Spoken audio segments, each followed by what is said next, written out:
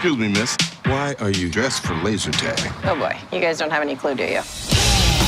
I'm here to stop the shapeshifters that are infiltrating your planet. That's what I'm talking about.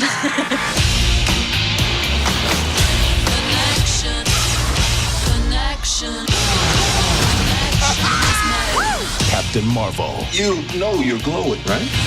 Rated PG-13. So I finally yesterday went to go see Captain Marvel. Finally went to see it. Yeah. So let's get it. Let's get it. Captain Marvel. Oh, where do we begin? Well, first off, I'm going to do a quick non-spoiler review. And we're going to get into the picks and the nitpicks, man. I know I'm slowing down on this one because I'm trying to get my thoughts together. I saw it yesterday. I saw it yesterday.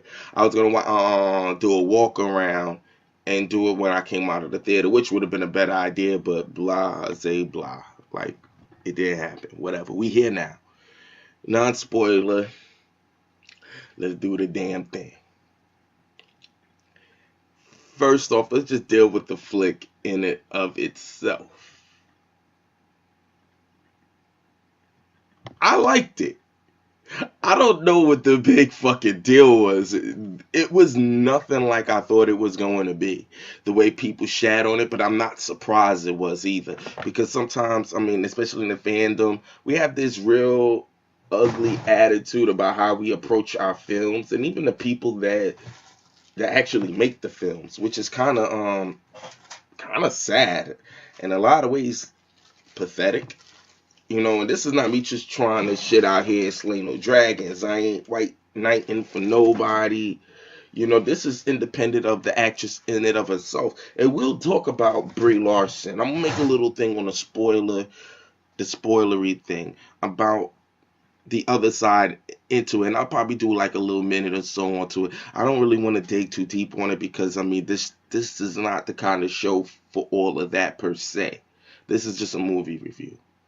You know, I don't like to get into personal politics, but when we're talking about the films, we'd have to discuss the situation about its successes, its falls, what the fans don't like, what they like, the energy around it. We'll touch on it, but that's not going to be the crust of it, because I think a film should actually be judged on its own merits. With that being said, I mean, unfortunately, certain politics can kind of eschew the personality, especially because we have different types of viewership. The paradigm is a lot different than what it would have been in the 90s. I say that to say this. Its promotional material would have been nothing that we would not have seen in the 90s. It's pushing that it's a female hero, pushing it so the girls could get involved because we already knew the guys were going to get involved. It wasn't really any political energy around it. It just was, yeah, we're just trying to reach the girls now because we know we're going to get the dudes. So they'll basically take all the things that they can put in it that could appeal to a female psyche to market the film. They just market it. They already knew the guys were going to come to see it back then, and we wouldn't even paid attention to all that extra shit. We wouldn't have cared. We would have even been able to say that's spot on. They're trying to get the girls, but it was that was the obvious agenda, but it was never at the expense of the core audience, because you needed that to come out. Now, and that was in the time where before we really had like Billy Goat films like that at that. I mean, even if you did it, like, I think the only thing that was that kind of mega was going to win. Titanic didn't come out to the end of the year. The only things we had moving in the 90s that was like large blockbusters was The Terminator 2, a lot of Arnold Schwarzenegger films, Van Damme, Double Impact, shit like that. You know what I'm saying? And they were box office gold, but it's no different than going gold back in the early 90s or 80s was a big deal to the mid to late 90s, niggas was hitting platinum plaques, and then once a dude hit diamond, what we talking about, baby? What we talking about? Now everybody, you know what I mean? Like if you could be Nelly now, you in that bracket, you know what I'm saying? So I say that to say this. It was nothing overly done about it. I don't want to get into spoiler territories. I do see there's certain things if you want to nitpick the film to get there. And I do blame the marketing strategies for them overdoing it. That you didn't really need to, but like I said, the trailers wasn't too much of it. I mean, I see more with the Batwoman trailer, and I didn't hate the Batwoman trailer. But I see all the issues with it. You know what I'm saying? That said, this film was actually pretty good. They told the story of Carol Danvers, Captain Marvel. They told it through certain flashbacks. Some of the shots was actually not that bad. But one thing I will say is, it's a lot smaller of a movie than I thought. Like, for her to be so intergalactic, even though this is her personal story, it just seemed real small. And a lot of, even though this is the only way you could communicate that they were like an insurgent team, so to speak, they were small, like a SEAL team for another planet. The only way we could kind of convey that is by using a lot of human terminology, and that maybe that's a nitpick, but certain things that they were doing were just too U.S. military to me. I was like, y'all talking like y'all in the U.S. military, not like some alien. But that said, I mean, I had to have the resolve that war is war. So certain strategies will always be employed. Some of the weapons I would have liked to have seen something more alien-esque with it. I don't know. That's just the nitpicking in me. And maybe I will save that for the nitpick, some of the tech things. Some of the tech things I thought was cool, alien, like how it worked and stuff. There was a scene in which I was like, how is that little girl knowing what the hell she's doing to change colors? But that's neither here nor there. Like, you know what I mean? And there was a little girl, so, you know what I'm saying? If you see the film, you know what I'm talking about. That said, it was still a good film, just a lot smaller than I thought, and safe. Was it a movie you needed to see Endgame? Nah. Some of the changes that they made, was it that significant? No. I have one change I really did not like. And they'll probably go into that on the picks. You know what I mean? But it was a good film. The script was pretty basic.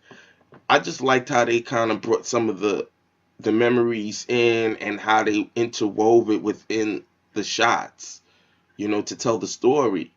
I liked Monica Rambeau. Pretty girl. Her skin is just gorgeous. Like, I was some shots they had close up on. I was like, God damn, your skin's so clear, baby. Shit.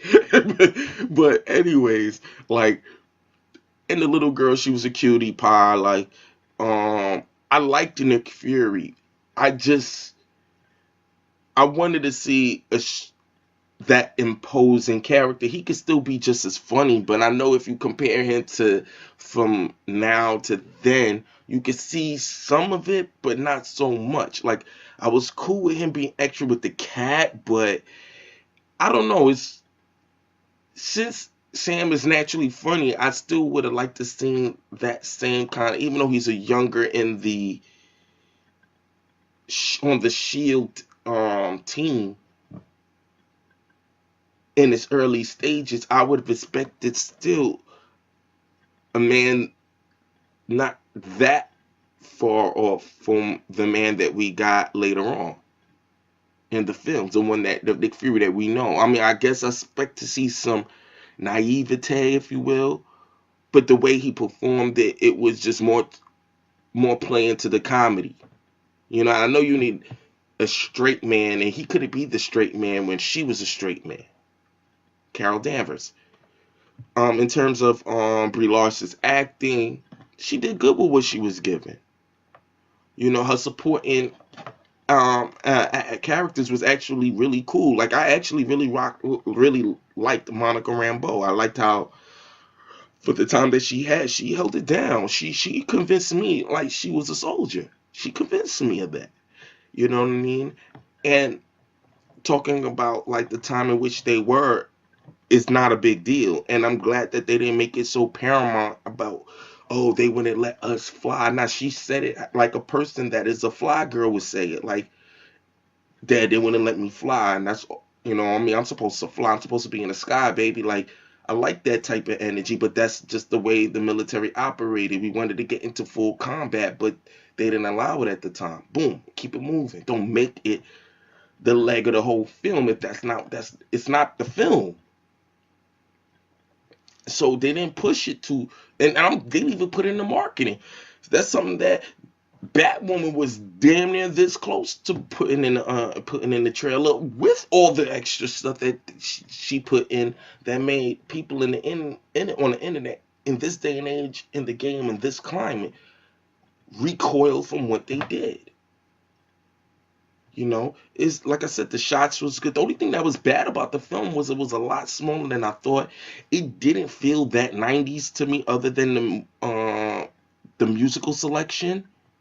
So I wasn't really impressed with this time warp. I mean, other than the music, and seeing Blockbuster, I didn't feel like I was in the 90s. It didn't feel like a period film. So for me, it was supposed to be like 95. I wasn't like trapped in nostalgia with it. And it because of the settings, and that's why I said it didn't feel like a bigger film. Because of the settings that they chose, this could have happened last week and you would never even know. Outside of the musical selection, like the clothes wasn't that reminiscent of back then. I mean, not that there was that much environment that would make you feel like you needed to. Other than her saying, "Let me tie this around my waist, this plaid shirt around my waist." Like I said, it didn't really. It being in the 90s, it didn't make you think like, dang, man, I'm really in the 90s. Nah, I mean, you kind of tell by the music selection, you kind of were told that from the very beginning. As soon as you seen the Blockbuster, you get where you're at, what year it is. And it was decent enough for the settings that they chose to show. You know what I mean? The cars were cool. But like I said, you didn't feel too lost like you was there in the 90s. But like I said, at the same time, it didn't go against the film anyway because of the settings choices. It was so abstract, it didn't even need to employ that type of 90s ambiance. That said, how I feel about the movie, again, I liked it. It wasn't bad. Even if I had to rate it out of 5, it'd be a 3.5. A 3.5, and that's pretty good. You know what I mean? I'd say more like closer to a 3. A good film. Can't hate it. If I have to letter grade it,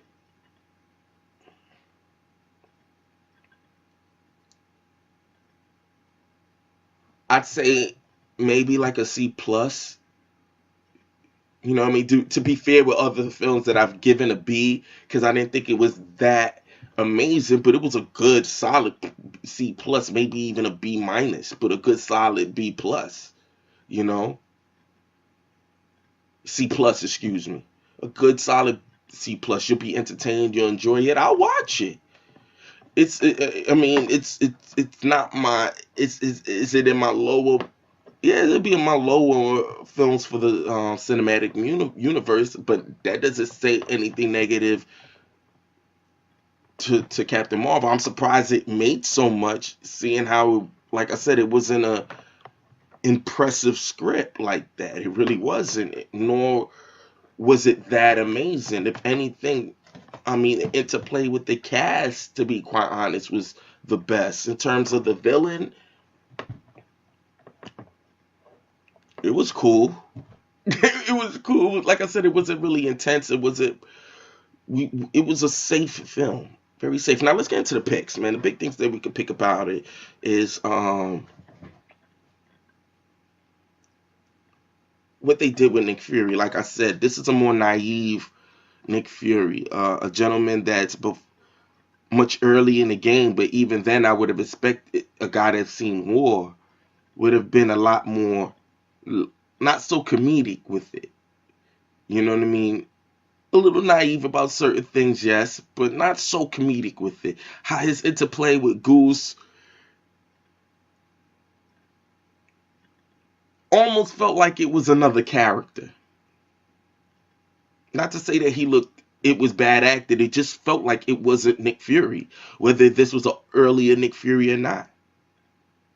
Monica Rambeau, I liked her character. I mean, other than her being cute, like I don't know, just for what she did, she kind of stood out a little bit. Like, yeah, I know that they said it was Monica Rambeau was actually the first Captain Marvel with the name, because I know Carol Danvers from being Miss Marvel. You know what I mean? I just know Mrs. Marvel before Captain Marvel like that. You know what I mean? So I didn't know there was a legit Captain Marvel that was black before. And that would have been she would have been great to play that. You know what I mean? Because she actually seems like a pretty decent actress for what they gave her. And I think she held it down. And the little girl, that's another pick. I think she actually, she was a good bounce for Monica, but you know what her innocence really helped with? It helped with kind of making Carol a little bit more relatable. It made sense why she was stiff. She had no memory. The little girl brought that out a little bit more to her. I didn't expect, maybe more her flashback, she should have felt a little bit more comfortable, and when she got to her memory. But then you kind of could see it. You know? I just think that, was Brie Larson the most amazing actress in the world? I would say that per se, but she wasn't bad at all. Like, she was pretty good for what they gave her. I see what people could say with the stiffness, so that'll be the next pick. Certain shots, I understand what they consider stiff. I don't know if that's just her, which kind of makes it say that she's a little stiff. She may be a little stiff with it, but to be honest, she pulled off a lot of the moments that you needed to have. Like, even in the flashbacks, kicking it with her best friend, she didn't really seem forced. When she first met her family, her peoples, her friends,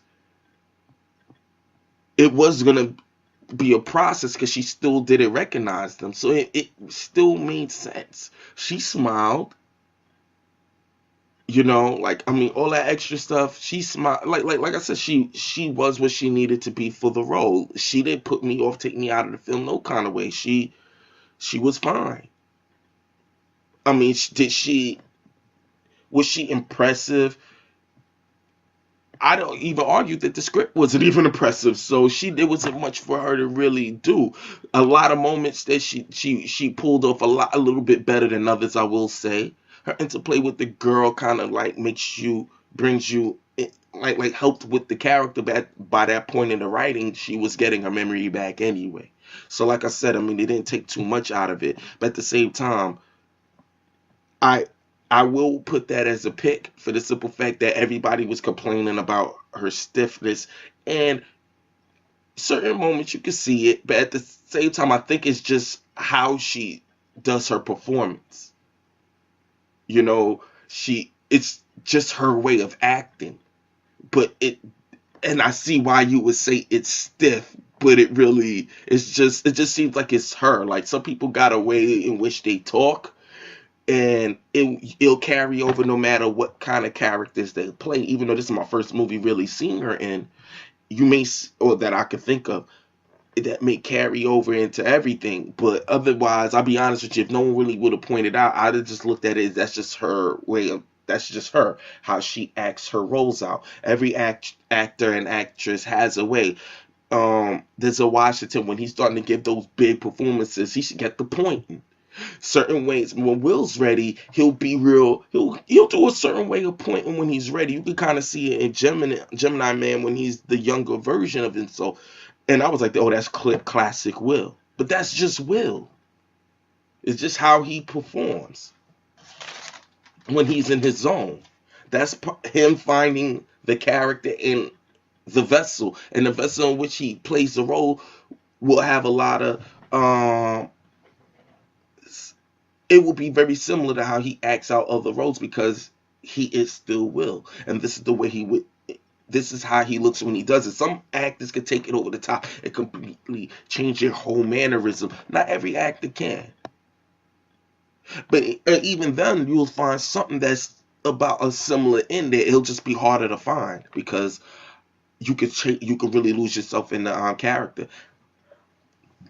But otherwise, that's pretty much it for the picks. The nitpicks is a little bit spoilery, some of the choices with the source material. It didn't seem needed to do that. And that's where I would be like, what was the point in changing it? You know, who were you trying to appease? You know, it was cool. Well, we'll do that in the nitpicks, in the spoiler nitpicks, because they kind of explain something why it makes sense. They changed the character like that, but then that's how the character was from the very beginning anyway. So it was like, then why did you change it? What was the point? You know, and I guess that's where you could quote unquote see the agenda in it, if you will. But like I said, it wasn't that deep. And to be honest, it wasn't that deep both ways, whether you changed it or not. I just didn't see the point in doing it. But that's just me. The villains, very one-dimensional, not impressive. Yeah. And again, more changes that they did, I didn't see the point in it, because now it almost seems that, and maybe, and like I said, this is more of a nitpick, down the road you kind of you might have closed the door on something by changing that, which is cool, because it'll make people be like, dang man, I thought that was gonna come. I guess they're not gonna do that. But I kind of thought that would have been the way to go, to tell some more compelling stories in the MCU. Really flesh out some character, get some real drama out of it down the line. But other than that, any other nitpicks I could have, really. You know me, man. I like good, like more deeper writing, but it kind of really wasn't needed for the story that they kind of wanted to tell. My biggest nitpick was Nick Fury and the villains. I wanted the Fury back in Fury, and they did a change with him that I thought was kind of crucial to his character. You almost made it a joke, and it was like there was no need to do that. And the big change at the end, which was kind of more of the quote unquote twist, if you want to. Even though I enjoyed it, I thought it was kind of dope. I didn't see that coming. Someone kind of mentioned it and spoiled that before for me. But when I got to see it play out, I was like, that's not that bad. It wasn't bad at all, really. It was cool, but it was like, damn man, but such a change on a big characters like that. Ah man. You know, this is why you have such a hard time with villains. You coming off of Thanos, the best villain in MCU, to be quite honest, to hold its salt, worth holding its salt. And then Hela was a real good villain. I liked Hela in Thor Ragnarok. But to have this be the villain, to do that to the villain, to change the villain so dramatically, I don't know. I don't know. I don't think I would have thrown it to the wind like that, but I guess I thought about it down the line after I left to feel like, well, you still could. They still mentioned something else at the end, so they can always revisit it. So it's neither here nor there. But that's what I think. And that's it for the nitpicks. Let me know what you guys think. I want to say so much more, but I got to leave it for the spoilery. And I'm late to the game, but if no one's seen it, here goes my non-spoiler. In the next episode, we'll do the spoiler review, and we're gonna get loose with it, baby. But anyway, let me know what you guys think. Save the spoilers on the next video. Like, share, subscribe. Let me know what's on your mind. And like always, till I have a better outro. Chill.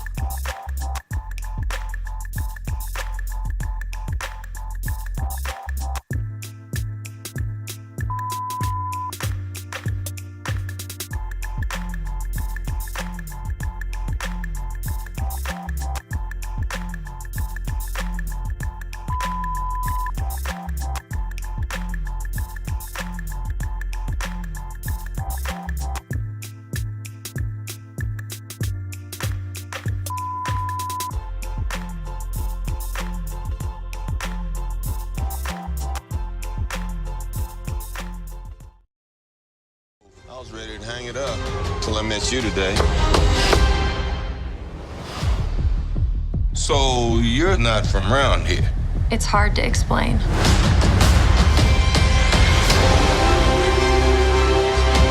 I keep having these memories. I see flashes.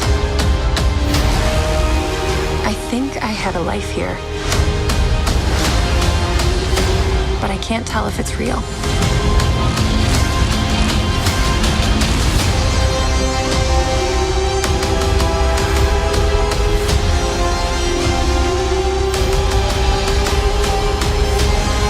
We have no idea what threats are out there. We can't do this alone. We need you.